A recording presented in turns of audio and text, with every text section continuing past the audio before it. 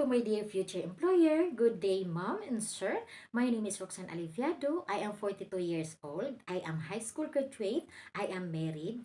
Blessed have three children. The ages is 23 years old, 18 years old, and 16 years old. My first work experience is in Abu Dhabi, UAE, Jordanian family. There's the five members of the family, the couple, and the three children. The ages is 16 years old, 11 years old, and 8 years old. My duties is to do cleaning, laundry, ironing, and to take good care of the 8 years old kids. I feed him, I help him to taking a bath, changing clothes. I take him to the park. I look up him when he's playing, and when my madam doing to cook, I can help her. I'm working with them 1 year and 4 months. I can finish my 2 years contract because they move in Sweden. My second work experience is in Dubai, UAE. Local family. I'm working with them almost 10 years. I'm starting working with them 2014 until 2025. There is a 6 members of the family.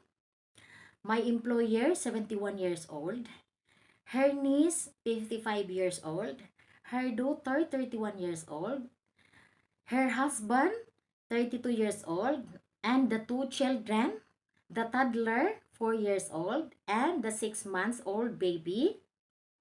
My duties is to do cooking, cleaning, laundry, and ironing, and take good care of the 4 years old toddler and 6 months old baby.